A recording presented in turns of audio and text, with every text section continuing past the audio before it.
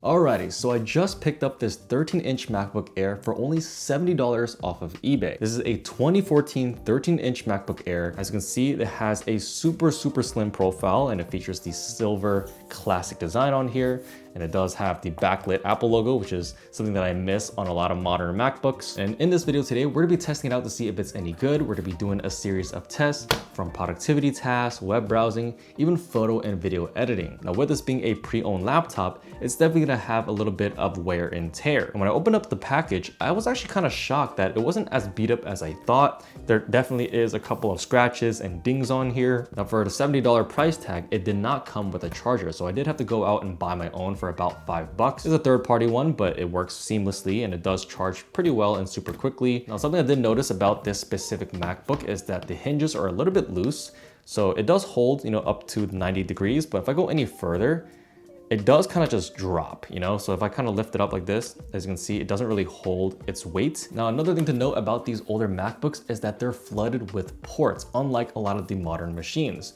So you do have MagSafe charging, the OG version. You have 2 USB ports, a headphone jack, a Thunderbolt port, along with an SD card slot. So that is honestly pretty dang good. Now, before I do my testing, I want to give a quick shout out to our sponsor. This is the FusionDock Max 1 from iVANKY, the ultimate expansion dock for all of your needs. This is designed specifically for Mac OS. It can support up to a quad monitor setup with 40 gigabytes per second data transfer speeds and up to 6K resolution at 60 Hz. The unboxing experience is very premium. You have your dock sitting right up top wrapped in a nice plastic. Underneath that, you have your documentation and your user manual, along with all of your necessary cables. On the front of the dock, you have 4 USB-C ports, 2 USB-A ports, a headphone jack, SD card, and micro SD card. On the back side, you have 2 audio jacks, 3 USB-A ports, an Ethernet port, 2 HDMIs, 4 USB-Cs, a locking mechanism, and of course your power plug. All in all, it's a features-packed dock that is going to be perfect for any setup. If you guys want to check it out for yourself, there will be a link in the description below. Alrighty, so here we are on the MacBook Air.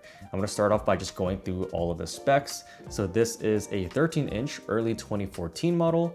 It has a dual-core i5 with 1.4 gigahertz. For RAM, we have 4 gigabytes of DDR3 running at 1600 megahertz. Now, if you do want an 8 gigabyte variant, they do sell for around $20 to $30 more, which is not very significant. And in terms of the graphics, we do have integrated Intel HD Graphics 5000. Now, based on the specs alone, I know it's not very impressive, but we do have a 128 gigabyte SSD in here, which should definitely make this system feel pretty quick. We are on Mac OS Big Sur, so this is going to be the latest OS that is available on this model. Now let's go into the system report because I want to see the battery condition. I'm going to go to the power tab. So our cycle count is 630, the condition is normal, and our state of charge currently is 80%.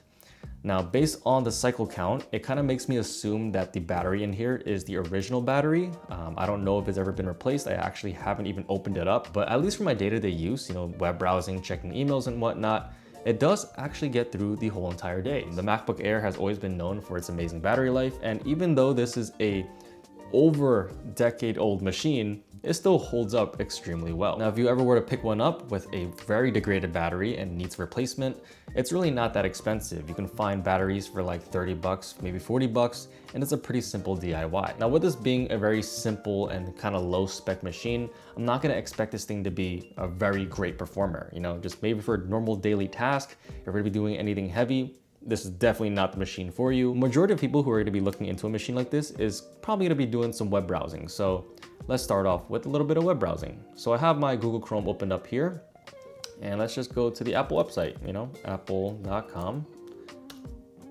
And as you can see, it just works. I'm just going to click on iPhone, let's say. And as you can see, loads up right away. Everything is buttery smooth. And I want to open up a second tab, and this is going to start pushing the RAM here because Chrome is very RAM hungry, I gotta say. I'm going to go to YouTube.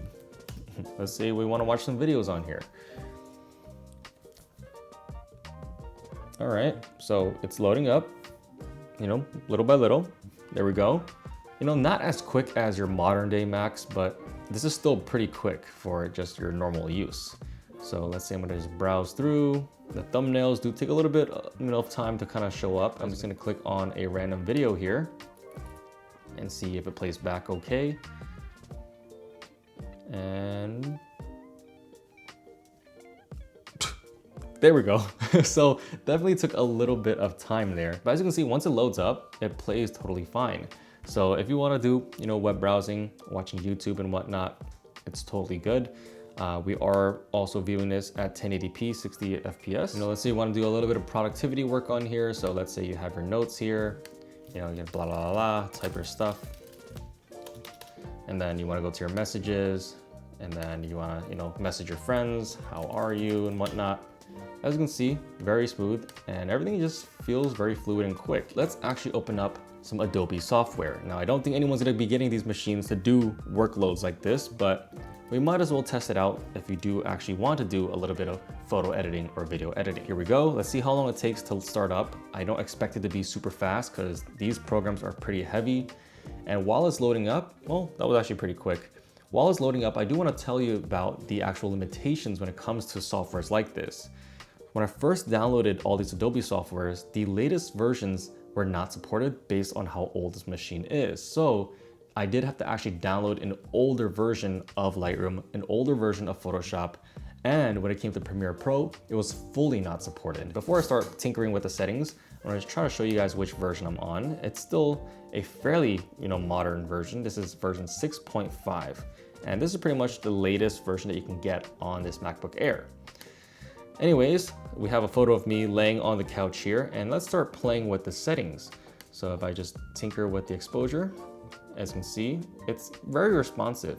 I do kind of notice some frames are dropping, like the actual effects being applied has like a slight, lag in it, but it's definitely usable. So I gotta say, Lightroom is honestly not too hard to run on here. A lot of these settings and adjustments are pretty seamless. This is a very large file as well. It's a raw photo, like probably 16K resolution or something like that. And if I just switch between the other photos down here, it does switch between them pretty quickly. So overall, I gotta say, not too bad when it comes to Lightroom. So if you wanna do some light editing, these are raw photos, by the way, and it does seem okay. Anyways, let's close that out and let's open up Photoshop. So this is the next one I wanna try out, Photoshop 2024. So pretty modern. And this is where you're gonna start noticing the performance drops because, not only is the startup time a little bit slow compared to the modern day Macs, but you do notice like frame drops as well whenever you're making adjustments. So we got a message here. Mac OS 13.4.0 or later is recommended for maximum performance. So this is the limitation, as you can see, where if you're on Big Sur, a lot of these softwares are gonna be running basically bottlenecked to their older versions. So we're gonna click OK to bypass that. All right, and now we have our main menu here. Let's start a new file. And let's start a simple project. Let's just stick with the defaults here. 7x5, 300 DPI, create. You do have to wait a little bit, but once it loads up, it's pretty quick. So let's start messing around with this image here. Let's just select some colors and create a gradient on here. Okay, so let's go on Google Images. Let's search a random image like car PNG. Search. All right, and that loaded up pretty quick, as you can see. And I think a big part of the specs that's carrying the speed of this machine is mainly the SSD, and that's how powerful SSDs are. You can have very low processor, weak specs everywhere else, but if you have a good SSD, it'll still feel pretty quick. Now let's just take this image here and copy the image, come back to Photoshop and paste it in here. Spinning, spinning, spinning.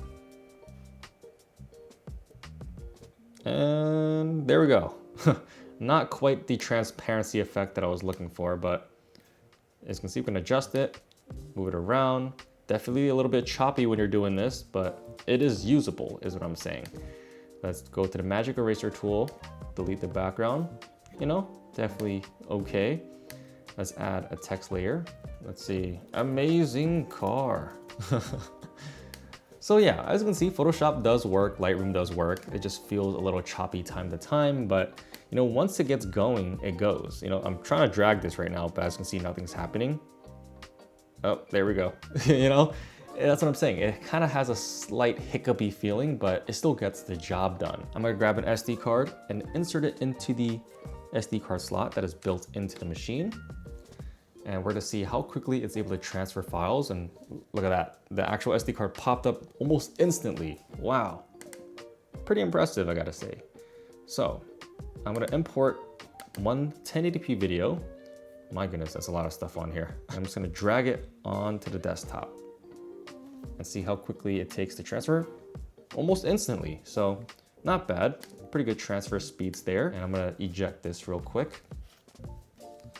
No safety eject, I just pull things out like that all the time. So this is 1080p video, and it plays very, very smoothly, as you can see. No problems at that. Now I do want to do a video editing test on here, but I forgot one thing. I'm gonna go back to my Chrome here because I wanted to do a speaker test. Now we have some copyright-free music here, and let's just play it back and listen to the speakers.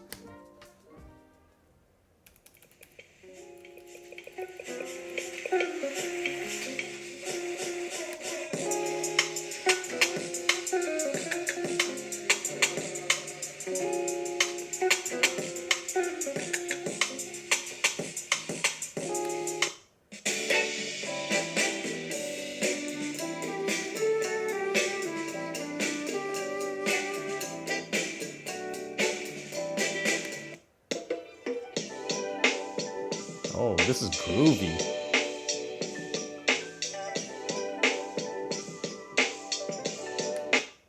All right, so that's a speaker test. Honestly, not great. You know, it sounds very hollow, not a lot of bass, and that's because the speakers are integrated within the body. And I mean, it is usable, it is loud, but you're not gonna get any quality sound out of this thing. But I think most people using MacBook nowadays are most likely gonna have headphones in, so I don't think it really matters. Like I mentioned earlier, I could not download Premiere Pro, which is my main editing software.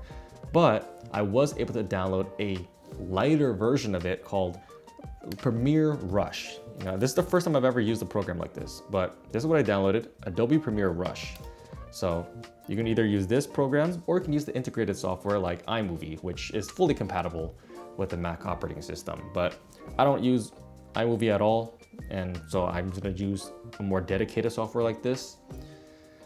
So here we go. Let's create a new project, and let's import the video that we just transferred from the SD card. Create, preparing media. Let's see if it takes a while to import or not. This is also my very first time using this software, so I'm still not really familiar with it. Okay. So now we are in our timeline. Wow, all right. So let's scroll through it. I'm gonna turn the volume down. Let's scrub and see. Wow, that's actually very smooth. This is 1080p footage. Very, very responsive. I play it back. Instant response here. Wow, I gotta say, first when I got into this review, I did not have high hopes. I kind of was thinking that this thing is gonna be super slow and horrific, but my goodness, like, I did not expect the machine with a Core i5 dual core and 4 gigabytes of RAM with a pretty terrible integrated graphics to be able to handle what it is that I'm doing here. Let's add some effects, if I know how to use this at all. Is it color, presets maybe? Cinematic, let's choose cinematic. Wow, so intense here. Edit, exposure, contrast. This actual color tab looks very similar to Lightroom. You know, this is your color grading, if you will. Okay. And let's scroll through it. Also very responsive. And if I play it back, also very responsive. Wow, okay, I'm actually impressed. So let's click on share. And local, we're gonna export this to our desktop here. Let's go to desktop. Desktop, choose sequence 1, that's fine. Let's go to advanced settings and see what they got here. Full HD, stereo, high quality. Yep, everything's pretty much good. And let's click on export. Yet again, this is a very small file, so it shouldn't take long, but all right. Almost done, 50% of the way, 75% of the way, and pretty much complete. Wow, all right. Now I do hear the fans kicking on in here. The older MacBook Airs had fans, the new ones don't, but it is pretty loud. I can hear it sounding like a jet almost. But I'm gonna close out my Premiere Rush here just to kind of reduce the RAM usage. Okay, and we have our new Sequence 1 over here, which is the video we just edited on here.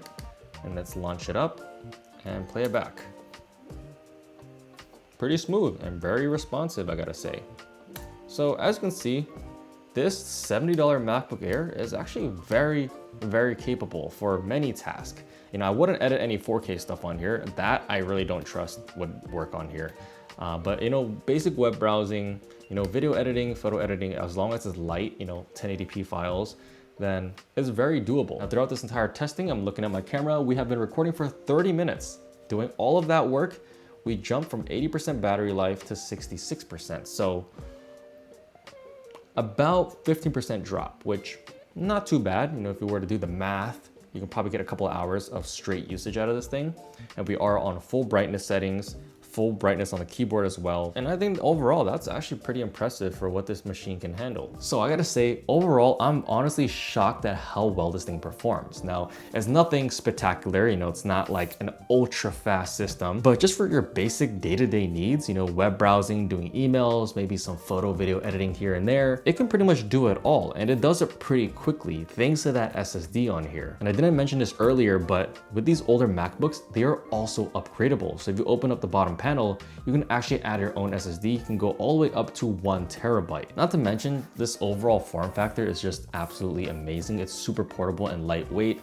And unlike a lot of the newer MacBooks, you have a whole array of ports. So honestly, for only 70 bucks, this thing is very, very usable in 2025. So if you're someone that just wants an ultra cheap computer to just get through the day, I wouldn't hesitate looking at the 2014 or 2015 MacBook Air. If you enjoyed this video, make sure to drop a like and a comment below. Subscribe to the channel if you haven't already. And with that being said, thank you all for watching.